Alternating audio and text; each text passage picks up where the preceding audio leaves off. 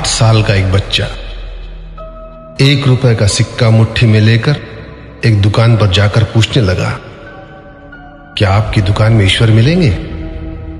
दुकानदार ने यह बात सुनकर सिक्का नीचे फेंक दिया और बच्चे को निकाल दिया। बच्चा पास की दुकान में जाकर 1 रुपए का सिक्का लेकर चुपचाप खड़ा रहा। ए लड़के, 1 रुपए में तुम क्या चाहते हो? मुझे ईश्वर चाहिए, आपकी दुकान में है। दूसरे दुकानदार ने भी भगा दिया, लेकिन उस अबोध बालक ने हार नहीं मानी। एक दुकान से दूसरी दुकान, दूसरी से तीसरी, ऐसा करते करते कुल 40 दुकानों के चक्कर काटने के बाद एक बूढ़े दुकानदार के पास पहुंचा। उस बूढ़े दुकानदार ने पूछा, तुम ईश्वर को क्यों खरीदना चाहते हो? क्या करोगे ईश्वर लेकर?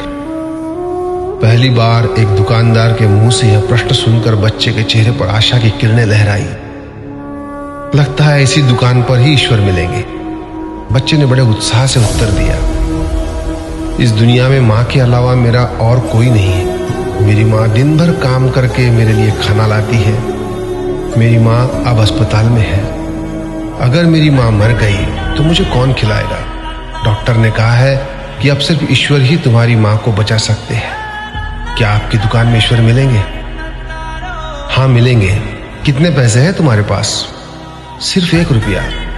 कोई दिक्कत नहीं है, 1 रुपए में ही ईश्वर मिल सकते हैं। दुकानदार ने बच्चे के हाथ से 1 रुपया लिया और उस 1 रुपए के अंदर 1 गिलास पानी के अलावा बेचने के लिए उसके पास कुछ भी नहीं था।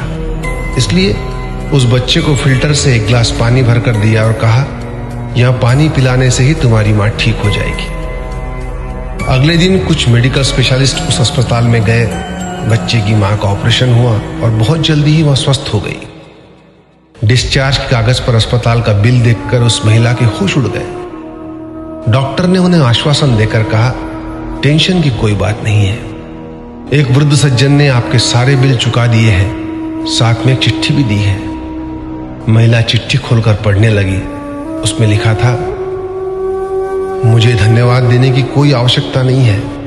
आपको तो स्वयं ईश्वर ने ही बचाया है। मैं तो सिर्फ एक जरिया हूं। यदि आप धन्यवाद देना ही चाहती है तो अपने अबोध बच्चे को दीजिए, जो सिर्फ 1 रुपए लेकर नासमझों की तरह ईश्वर को ढूंढने निकल पड़ा। उसके मन में यह दृढ़ विश्वास था कि एकमात्र ईश्वर ही आपको बचा सकते हैं। विश्वास इसी को कहते हैं। ईश्वर को ढूंढने के लिए करोड़ों रुपए दान करने की जरूरत नहीं होती। यदि मन में अटूट विश्वास हो तो वे 1 रुपए में भी मिल सकते हैं। आइए इस महामारी से बचने के लिए हम सभी मन से ईश्वर को ढूंढें, उनसे प्रार्थना करें। आपका दिन शुभ हो।